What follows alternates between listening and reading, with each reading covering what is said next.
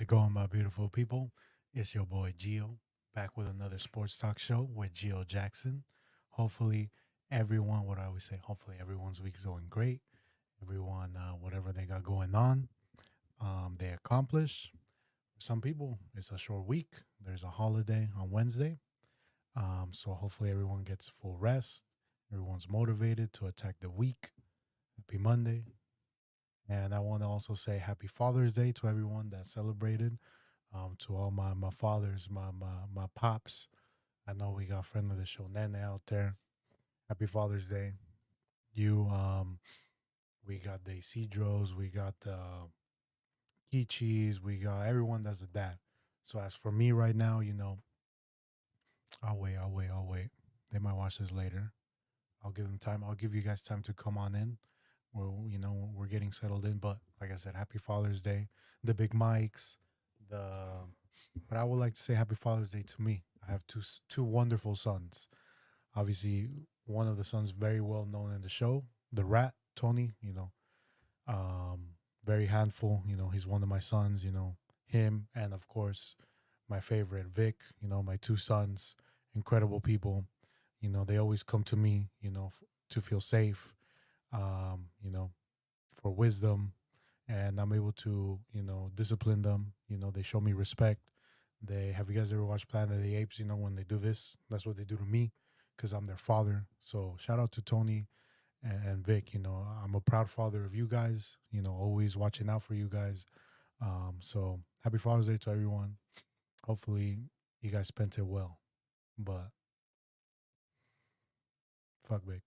Anyways, but it's Monday. We're back for another show, and getting started as last week we spoke. Summer of football. We got the Euro Cup started on Friday, and we'll do a little recap. So obviously Germany started it all off. They're the host, a dominant win over Scotland 5-1, and I would say looking like one of the favorites to win. Amazing team, young players, Wirtz, Musiala.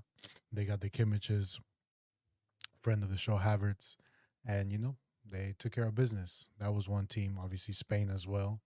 Um, Obviously they have Alberto's favorite player, Jamal. The youngest player to start or to play in the Euro, as Alberto would say, the youngest player to lose against Real Madrid.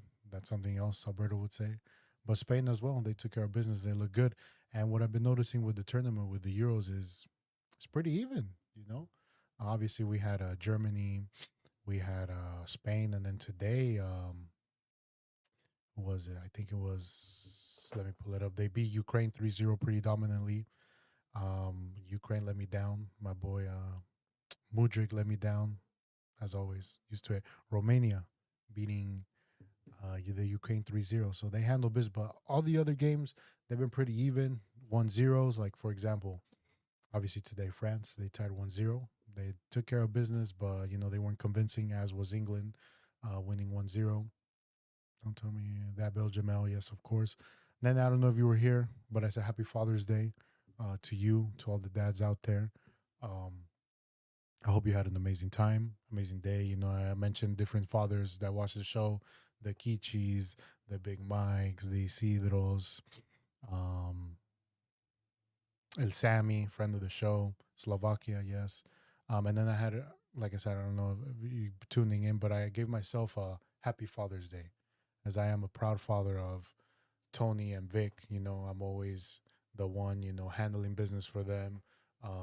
They're a dependence of mine. If I need to discipline them, I discipline them. They do this to me, like in Planet of the Apes, showing respect to me because I'm their dad. But, hopefully everyone's Father's Day was amazing. But yes, it's been pretty close. It's been pretty close, as Chael Sonnen will say. Um, but that's what it's all about. The Euro Cup, very competitive tournament. Probably, some teams are coming. Some players have been, their seasons have been over for a little bit, getting back into rhythm. Um, but I'm excited. I'm excited to continue watching the tournament. And but let's talk about today's game. France, obviously, they did get the W. I saw that my boy Kante, player of the match. But Mbappe broke his nose, and very concerning, right? He says he's going to play Friday against the Netherlands, which is going to be an amazing game. The Netherlands has right away we get a game like that. Um, but very concerning for France. The Dutch boys, there he is. I will say I'll get into it because someone asked who's my dark horse. But like England, France, they took care of business, but they didn't look convincing. And last week I said I think France was one. I still think they're one of the favorites. Um, World Cup runner-ups, but they have Mbappe. They have all these young players. France is stacked. But like I said, I just feel maybe they need a little bit more cohesion together, playing together. It's the first round, it's the first match of the first group stages. But also today, La Caca le anularon dos goles, but Belgium lost, against Slovakia. That was surprising. But I will say, as the years has gone by, all these that Belgium core that they had of amazing players is slowly, drifting away. No more Hazard, no more. All these players are aging. So, but I still thought they would handle business. But let's talk about England. Let's talk about obviously why I would be upset. I'm not from England. I don't care. But why don't they play Cole Palmer? Am I biased? Obviously, I'm not. I'm not saying. I mean, for me, I would start him, but I have biases. I mean, he was one of the best players in the Premier League, top scorer in the Premier League. Erling Haaland had more goals, but Erling Haaland is a striker. And Cole Palmer did play for Chelsea, who was battling, in the mid table, and eventually, they got to six. But you have him there on the bench. You need a difference maker, and he's there. Um, so it was very confusing for me as to why they didn't play him at all. Like I said, I'm not asking him to be a starter, but I don't know. It's kind of rich for a team. And then I saw they only made three subs. Is the Euros only three subs, or is there like like any league now where they make you do like five or six subs? But I don't know. I mean, I'm not a coach. I'm not a Southgate, but a lot of people I saw on the internet, were upset with Southgate. He tends to be very conservative. But at the end of the day, Jude Bellingham, he's in his moment right now. Champions League champ. He scored the winning goal. Probably, could be player of the tournament if he keeps playing that well. So, like I said, I'm not saying start Cole Palmer, even though I would put him over Saka, but Saka had a good game. Um, but we'll see. We'll see how England keeps doing. But the question is, who's taking the Euros? Who's your dark horse for the tournament? I feel like right now from this first round, Germany is one of them. Spain, them.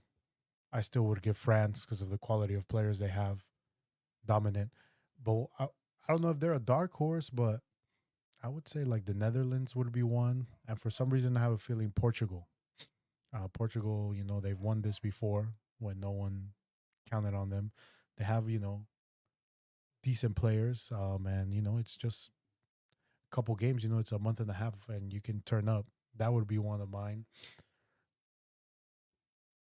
But that would be a dark horse. Netherlands, or like I said, I don't know if you would consider the Netherlands a dark horse, but, the past couple of years, they haven't been as dominant as they were before.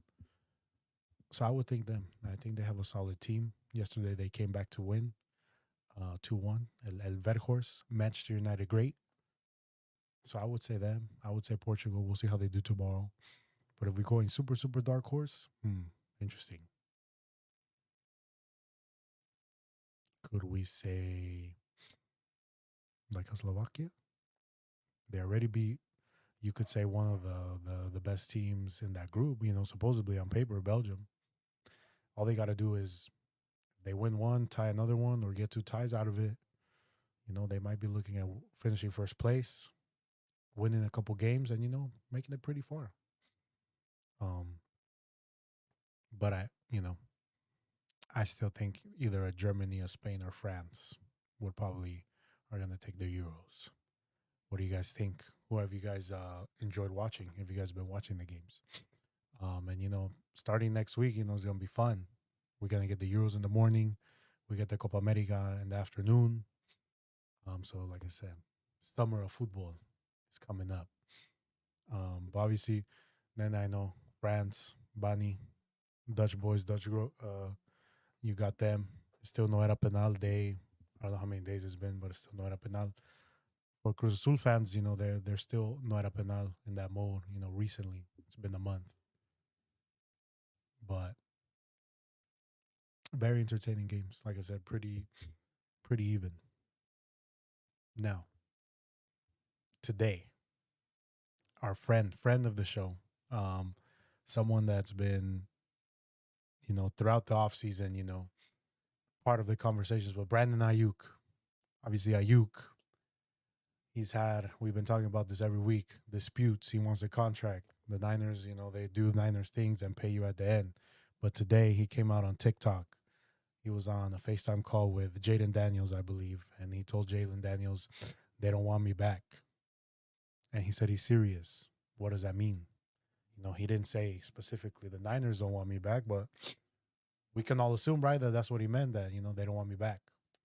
Last week we heard that the Niners were looking at a $26 million a year range. He wants 30. And now, it's all tactics, because some of the fans, are gonna put pressure on the team, like, why aren't we signing our best wide receiver on the team? But then I also be seeing some fans be like, man, like such a diva, only thinking about himself. Why doesn't he take a pay cut? We're in our Super Bowl era, but at this point, like, and I feel like throughout these weeks I've been saying, like the player Brandon you could play this season, break his leg, and then the Niners will be like, you broke your leg. I mean, we'll give you this, but we're potentially, right now he's potentially looking at $30 million a year. He gets injured, Niners will be like, we'll give you 20. You broke your leg. We don't know when you'll be back, but so it's like, they gotta think about their future, after football. And yeah, I mean, we're talking millions of dollars, right? If you're smart with your money, it'll last you a long time. But let's say, you're the best at your job, and, the people around you that have done the same thing got paid. And then your company tells you, yeah, you're worth that much money, but we want to offer you this. Obviously, you'll be like, nah, I know my worth. So, like I said, I still don't know how this is going to end. I feel like with all the other contracts, like last year's Bosa, I knew he was going to get signed. There was no way. Same with Debo. But with Ayuk, I don't know. I don't know how this turns out. He can either play on his fifth year option, he could be traded, he could sit out, or he can get paid. I don't know. Um, and I just feel like the Niners, they just keep, they should have paid him early. They could have got him for like 27, 26. But then all these other receivers started getting paid, and now, the price of the brick went up. Now, receivers are worth 30. So we'll see what happens with Ayuk. Obviously, I still think he's our best receiver. Best, like, receiver, wide receiver. I feel like Debo takes over games. I feel like he's one of our best weapons. But then, we got CMC, we got Kittle, Jawan Jennings, we got the rookies, Pearsall. Even we never show love, but my boy Jordan Mason.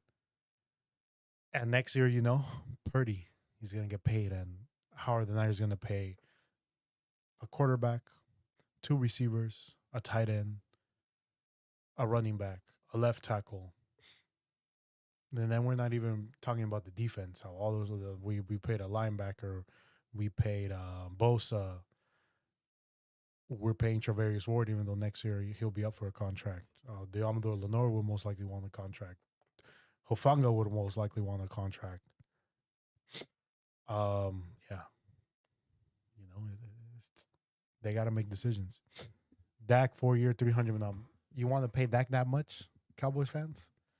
I feel like también with Dak, I think the Cowboys are just gonna ride out this year and they're gonna give the reins to Trey Lance.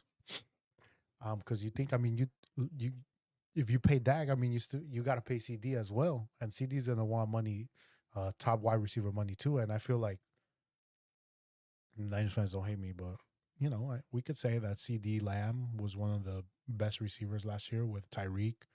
I think he's a little better than Ayuk. He takes over games, but también he's the only options on the Cowboys. They didn't have a good running game last year. Their tight ends aren't as good. The other receivers are okay compared to the Niners. Like it's Ayuk, it's Debo, it could be Kittle, the best running back in the game. CMC, Jawan Jennings steps up. So también los Cowboys, they got to make decisions too. And from what I've been hearing is Trey Lance has been having a good camp, and he's improved. We'll see. Last week, the Madden cover was announced. It was Christian McCaffrey, and what I like about the cover, right, is it's Christian McCaffrey, and then it's him basically juking a bunch of Raiders players. So obviously, my Raiders fans, um, they're excited to be on the cover as well. It's like I saw a meme, when Monsters Inc. Right, when they show the commercial of like where they work, and then Mike Wazowski comes out, but he's covered because he's short from the sign, and Sully feels bad, like, oh, at least you were in the commercial, and then Mike Wazowski's like, well, I was on TV, so that's kind of like Raiders fans, like, oh damn, you're on the Madden cover. Well, I'm in the Madden cover, even though it's Christian, you guys are chasing down Christian McCaffrey. It's kind of hard to tackle the best running back, and it's also funny that it's a Niners on the cover, and it's him dogging on the Raiders. But I mean, there's no rivalry between Raiders fans and Niners fans. Obviously, there never was. You guys aren't even a Bay Area team anymore. Um, and it's funny, right? All these Raiders fans loyal to a team that constantly leaves and comes back. Maybe y'all used to that toxic relationship. Is England the Dallas Cowboys of the Euros? That's a good comparison, buddy. I would agree. They're always making noise. That's what I told my lady about the Raiders. Is she a Raiders fan, Javi? Hey, I mean, I like the Chargers, this season in that division. But back to this question. Yeah, I mean, I think England is always, they have the most hype. Obviously, the creators of football, right? Kind of like the Cowboys, right? The America's team. But they always come short. But you could say, like I said, we could say no, Niners. Okay, good. I like her.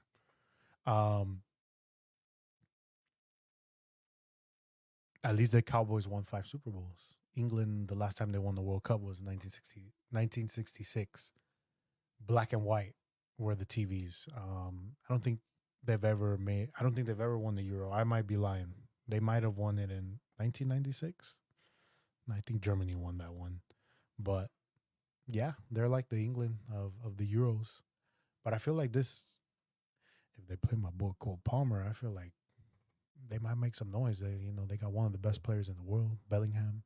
Phil Foden, he's amazing too. Their defense is pretty solid. Midfield, with Declan Rice, and they could make it work. Who else played well? I think he played like a center defensive mid was Trent Alexander. I think he fits in that position well. Um, but like I said, it's still early, but I still got Germany as one of the favorites, France and Spain. From this first couple games. But back to the cover, right? It's well documented, right, that there's a Madden curse. And what I like about a Niner being on the cover is we're already cursed. So what's there to worry about? We might actually win it this year. Because, how more can the gods curse us, In my lifetime, I've seen them lose 3 Super Bowls and 2 of them to the same team. And on some of them, we were right there and we had the lead. But how much worse can it get? So, but congratulations, Christian McCaffrey. You look cool on it. First time a Niners on the Madden cover. That's also amazing. But yeah, if you're between the ages of what? If you're, I think, under maybe like 35 years old and you're a Niners fan, it's just been pain.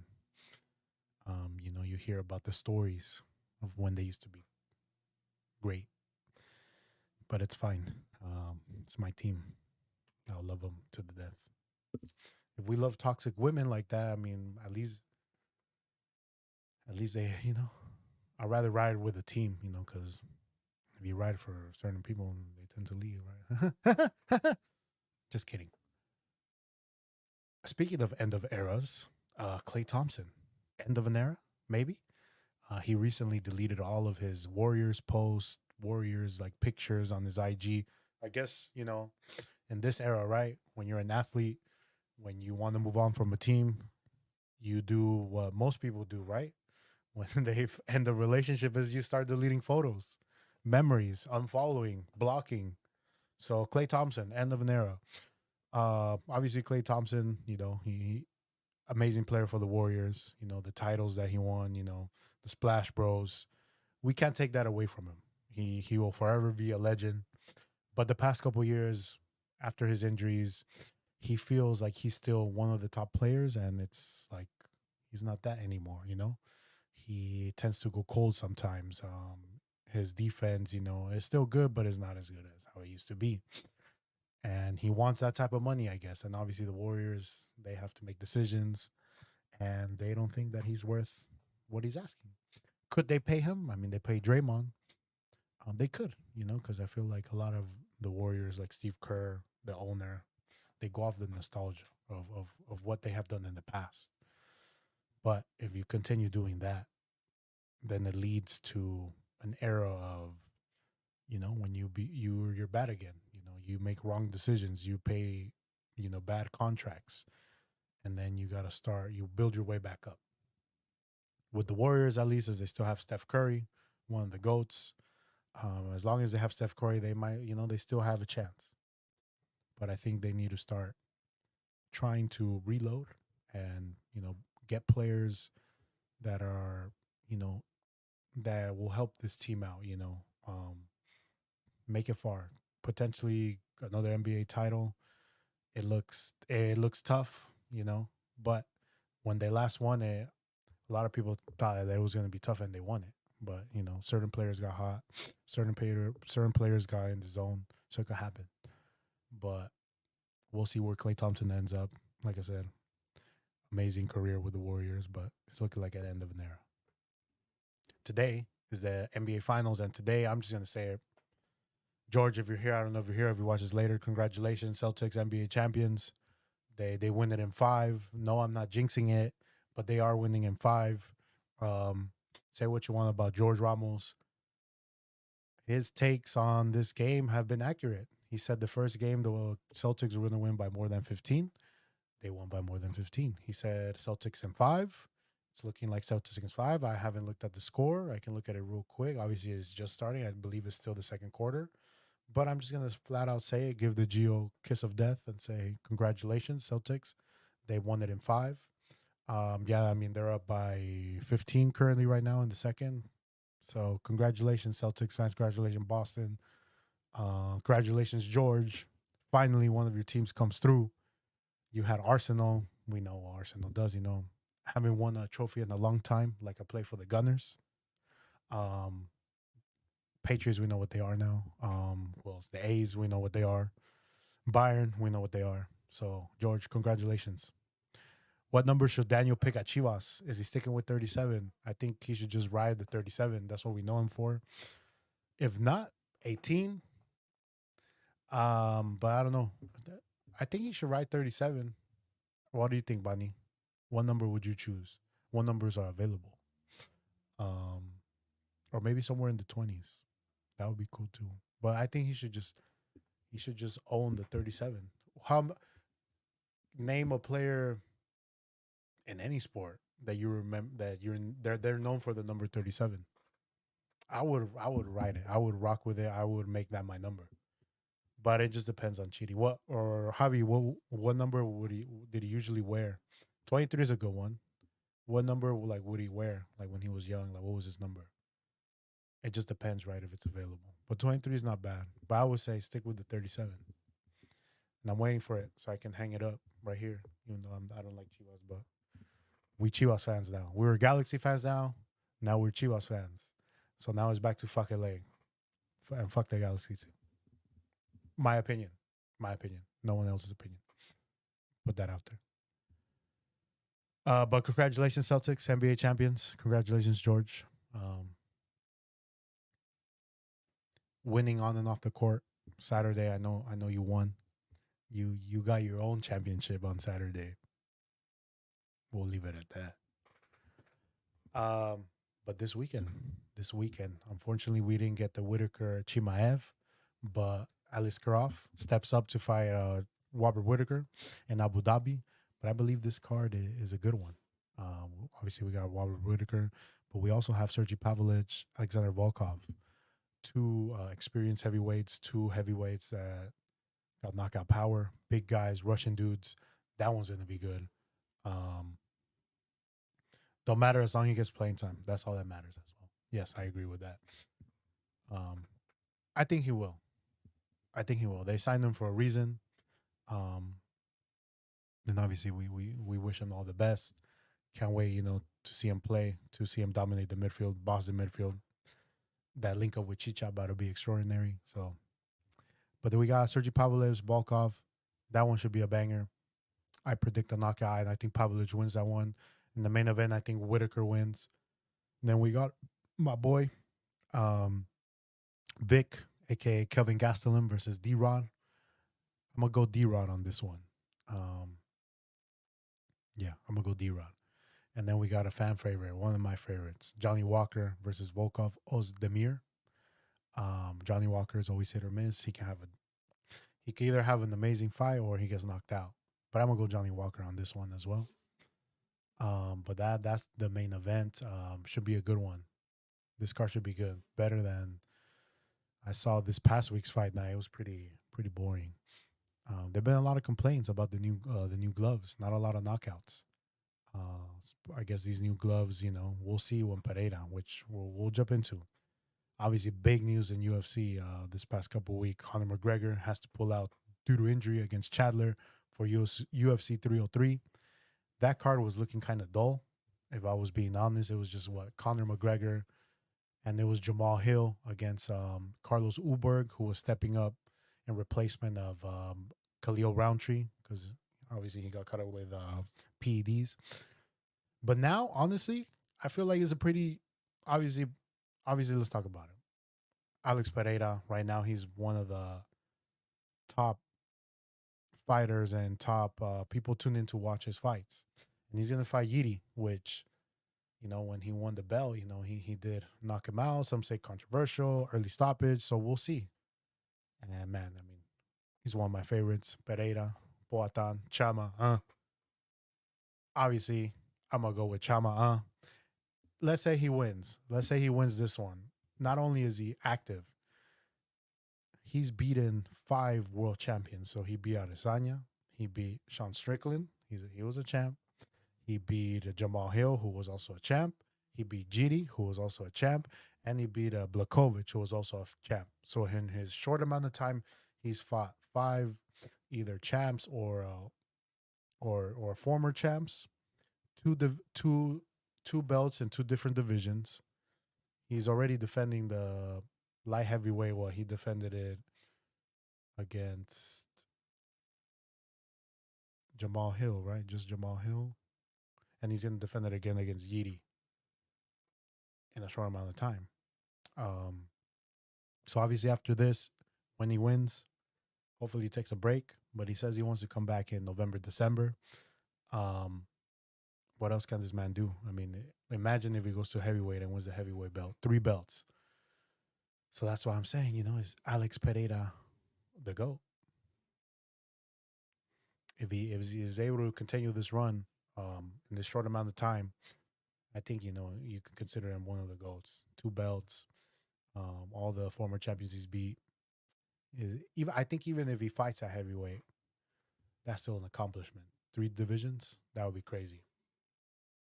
But Another one that's interesting to me, which I like, is Diego Lopez, Brian Ortega.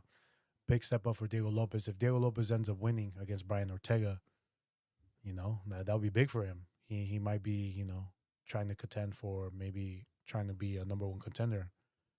So that one should be good at featherweight. And Brian Ortega is coming off a win against Yair, so this one's gonna be good. That one.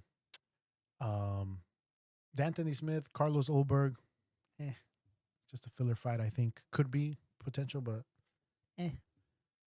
The women's fight, nah, I'm not looking forward to that. If I'm honest, could be a banger, but I'm not looking forward to that. But the Ian Gary, Michael Venom Page, one of my boys, shout out Ruben if you're watching, one of his favorite fighters, Michael Venom Page. Let me reiterate that again. My boy Ruben's favorite fighter, Michael Venom Page.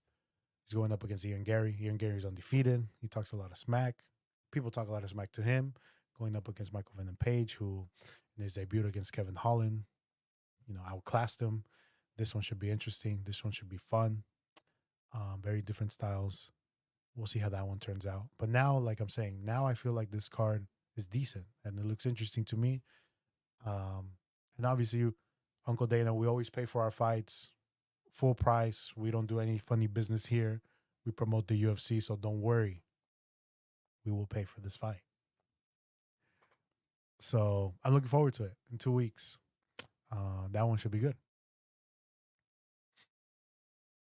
Other news that broke today is Adesanya's return. He'll be fighting Dirkus Duplessis in August. Obviously, I think we all saw this one coming. This one should be good. This one should be good.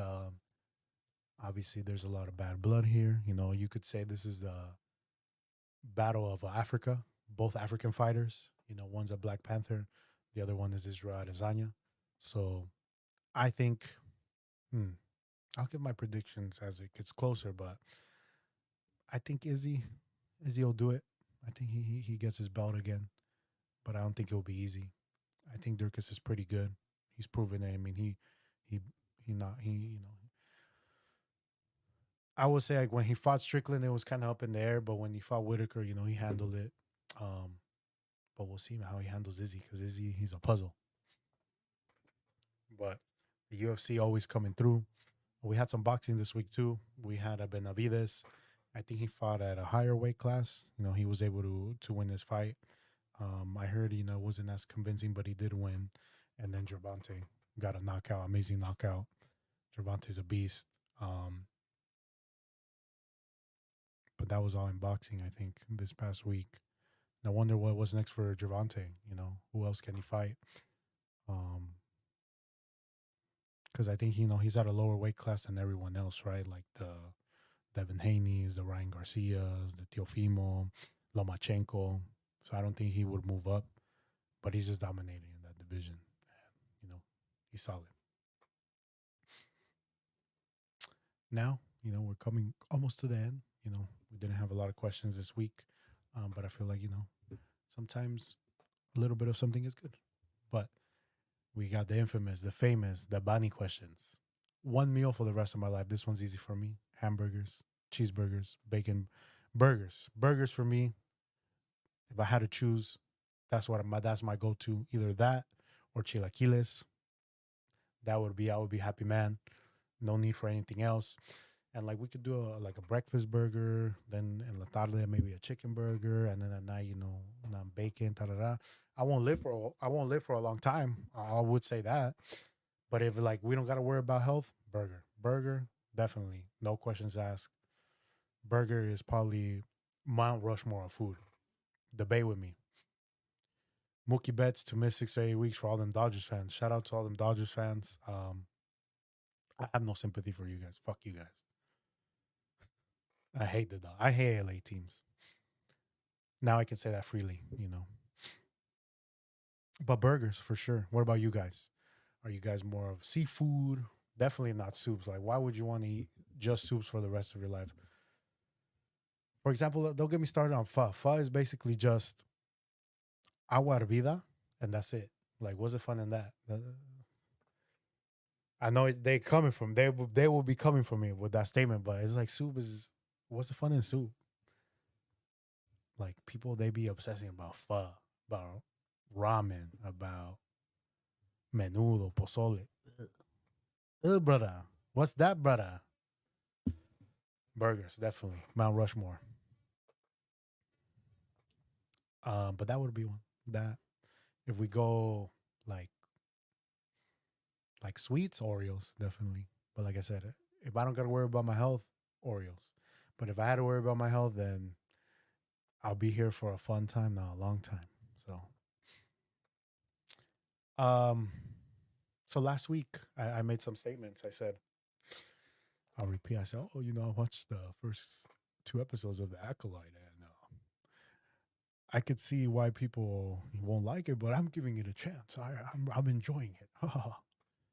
And then they come with the third episode and ruin everything, and piss me off and piss all of the Star Wars fans off because what what what the fuck is this? Like, this is not Star Wars. And then it's just Disney has now become very woke, promoting all this wokeness.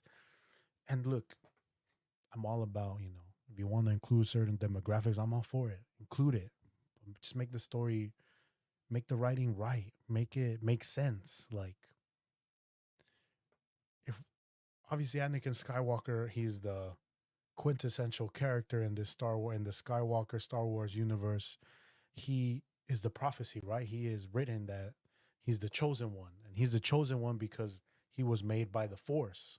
But now you come and you tell me that these, and I'm not exaggerating, I'm not being an asshole, that these lesbian witches can just be making Force babies like nothing. Huh? What? No, no, no. Don't. They lost me there. Like, you ruin, like, you're making this shit up and you're ruining what is already established. Like, you're making, and then you just make the Jedi's like seem like they're incompetent, they're dumb. Like, this is supposed to be the time where the Jedi's are like the top shit, and you make them, you try to put these woke ideologies and all that crap, and it's like, dude, I just want to be entertained. I want to, and yeah, I'm sounding sorry if people are into the woke shit, but I'm really not. But I want to be entertained. I want to see a good story. I want to see some Jedi's being badass, fucking fighting. Da da da. You got a Jedi that's overweight. Like, Jedi's are supposed to be in their prime. Like, what are you doing?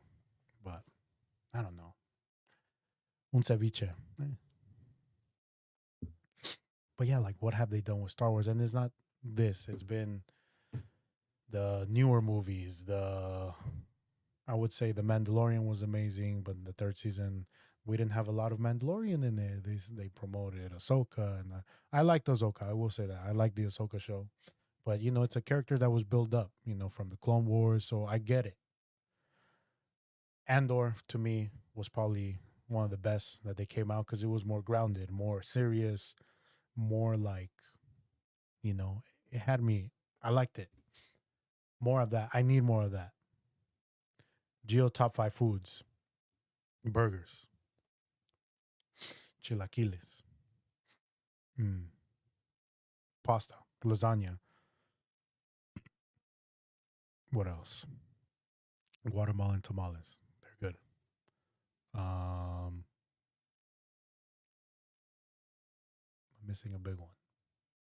Tacos, obviously. Tacos. You can't go wrong with tacos. Sandwiches. I like sandwich. A good sandwich. A mom made sandwich. Oof, that'll do it for me. But that would be it. Barbacoa. Yeah, that's one. Definitely. Barbacoa. Good barbacoa from Mexico. It's good. Tacos de barbacoa. Yep, definitely. But my Star Wars fans, what do you guys think? Have you been watching The Acolyte? Am I being an asshole? Am I being anti woke? I might just start wearing my MAGA hat at this point. It's pretty obvious. I'm kidding. Am I? Who knows? But yeah, please, please, Disney leaders, make Star Wars, make it fun again. Now, why don't we? The Acolyte could have been like the Jedi, dominating murder mystery, right? Keep the murder mystery, like this dark figure, right? The rise of the Sith killing off Jedis, and the Jedis are trying to figure out who is this entity killing all these Jedis and Jedi Masters, right? Something at that time that would be impossible. That would be entertaining, not lesbian making Force babies. But I digress. If you can't bring back any local place that closed down, if you can bring back any local place that closed down, what would it be? Masu, number one option. Masu, we got to bring that back. That one, Extreme Pizza, that one was good. But Masu, that hands down, that one, I miss it every day. I think about it. That's heartbreak right there. But since we touched a little Star Wars, I'm pulling this up. I'll share my screen. But off the website Empire, they have their top 20 best movie villains of all time. Um, yep. La Guillia. Oh, yeah, yeah, yeah. Yeah. The tacos de crema with pollo. Ooh, that's true, Nene. I forgot about that one. Thank you. But this website called Empire lists their 20 best movie villains of all time. Now I will share my screen and we'll see if I agree, if you guys agree. I already, obviously, full disclosure, I looked at some of these. Let me make this. I think we're good here. I'll zoom in a little bit. But they have Michael Myers at 20. Sure. I mean, he's a historic villain, serial killer, from the Halloween movies. Very mysterious person, doesn't speak. You don't see his face. From what they have on this list, yeah, maybe a little higher. Maybe the T1000, I definitely think higher. When the Terminator 2, one of the best Terminators, guy was OP. He can form into anything. Also silent, doesn't say much, scary. I think he should be a little higher. Definitely. There's some that I don't know. Obviously, Freddy Krueger, legend. Imagine, he basically is OP because you can't fall asleep, but as humans, we need to go to sleep, and that's where he gets you. And, in your own dreams, they have him at 18. Agent Smith, another legend, the Matrix movies. Without him, him, Keanu Reeves, Mr. Anderson. I think, like I said, these guys should be a little higher. Norman Bates, definitely higher. Psycho, amazing movie. If you like old school black and white movies, watch the movie Psycho. I don't want to ruin it if you've never watched it. Or another one that you should watch is Bates Motel. It's obviously newer. It's a TV series based off the movie Psycho. Amazing show, but the movie Psycho, an amazing movie. Definitely recommend. I think Norman Bates should be higher, because we all go a little mad sometimes. Palpatine is 15. Come on. The Emperor at 15. He got to be top 10. Like, what are we doing here? He's the Empire. Palpatine, the Emperor. Come on, Empire. I mean, the website's Empire, and you don't have, the Emperor of the Empire higher. Never watched Robin Hood, Prince of Thieves, but they have him at 14, so I can't give my comment. But it's the same actor that plays Snape, so I'm sure he was good in it. So 14 is a good spot for him, I would say. Nurse Ranch from One Flew Over the Cuckoo's Nest. Never watched this movie as well. Maybe Bonnie, you watched it. Don't know much about her. Let's see. The coldest of hearts, sternest of looks, the reddest of tapes.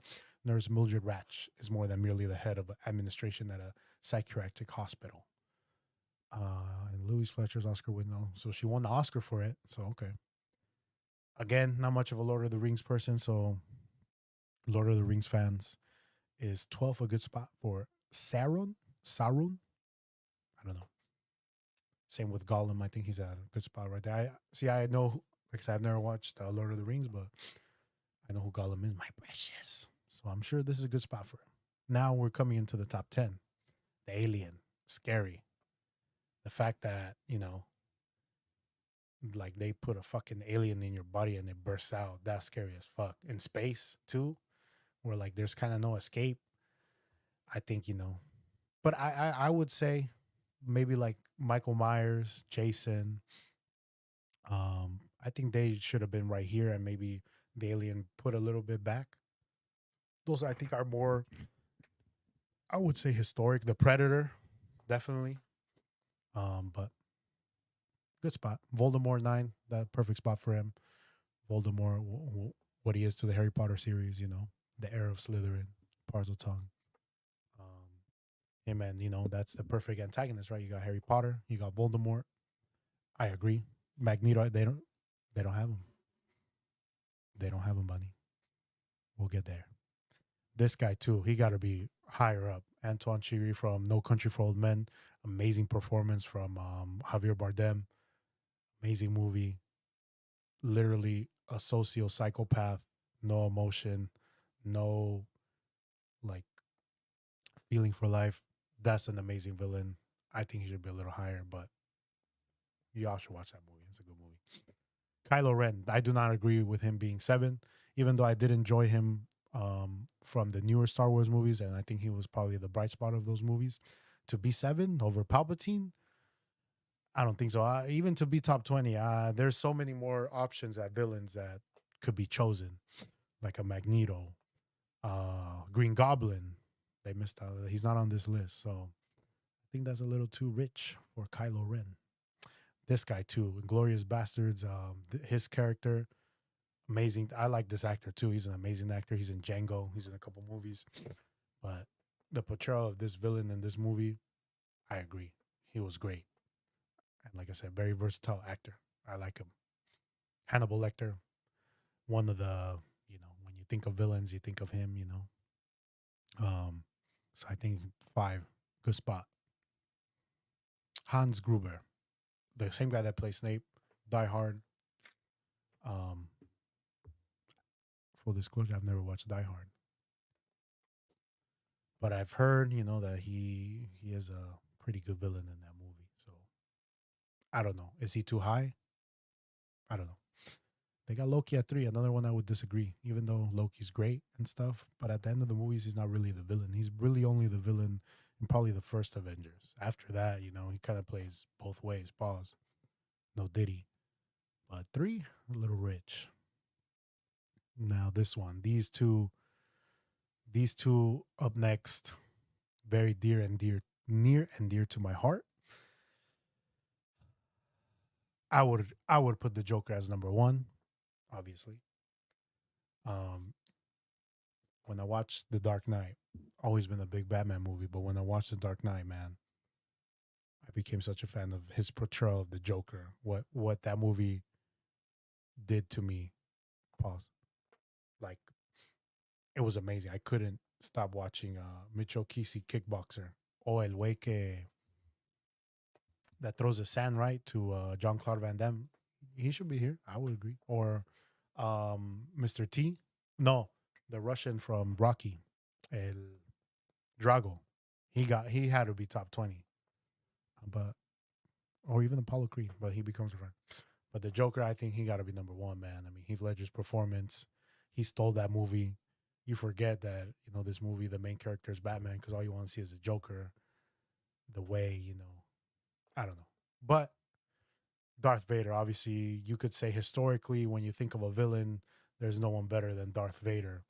Um, Very famous lines as well, telling Luke that he's the father, intimidating, scary, all black.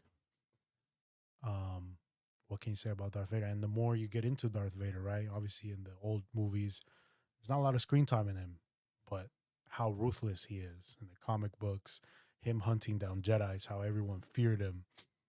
The fact that, if you mess up, he's just going to force choke you. And so this one's tough for me to put either one or two, 1A, 1B, but I would give the edge to the Joker just because of the performance he made, the legacy that he brought to this role. Unfortunately, he passed away.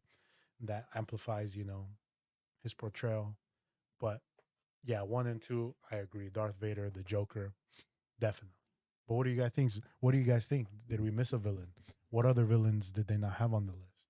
Like I said, there was a couple villains that it's like I don't know, that's too rich to be on this list. Let's see, one that comes to mind. Thanos. I mean, for the build up for Thanos in the Avengers, I feel like that could have been one, at least a top 20.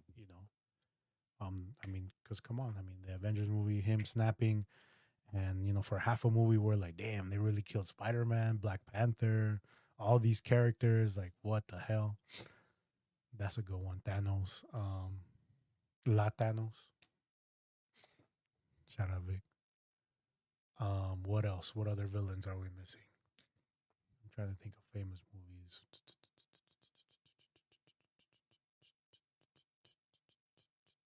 Tony, he a villain. Um, but he has. But hey, we actually made it pretty far. These got interesting at the end. Well, it was just me ranting about that. I'm sorry, guys. I'm just passionate about Star Wars. But to end the show, as we've been doing all these past couple weeks, Gio's words of wisdom. Today, let's talk about boundaries. Let's talk about boundaries. Let's talk about just doing things that make you happy. I feel like sometimes some people or just people in general, we tend to sometimes just not speak our mind, not speak our boundaries, not speak on, things that don't make us happy, just to make someone else happy or have them in your life, whatever it could be friendships, whatever. But sometimes, we gotta step up, we gotta speak up for ourselves and not get walked over. So I would say continue to voice your opinions. And, if you don't like something, speak up, talk about it, say it. And if that person respects you, they'll hear you out. And, they'll, I won't say we can't change anyone, but they'll at least, be considerate of how you're feeling. And if you're in a situation where you're not happy, where, it's causing you stress, anxiety, just walk away. Walk away. It's fine. It may be scary at first, but on the long run, you're gonna look back and be like, "I thank God, thank God I did it. Thank God I left." It could be a job, friendships, relationships, whatever. From it, you grow, you learn, and you become a better person. So that's gonna be my words of wisdom for this week. Edo, Brian, you need to pay, though. Alberto, it's a logo, puta. But thank you guys again for tuning into the show. I really do appreciate all you guys every week. Hopefully this next week is, there's a lot more news, a lot more things going on with the Copa America, Euros. Maybe you get signed, maybe you get traded. But thank you guys again. I hope you have an amazing week, month, year. Continue being you. I'm out. Peace out. Much love.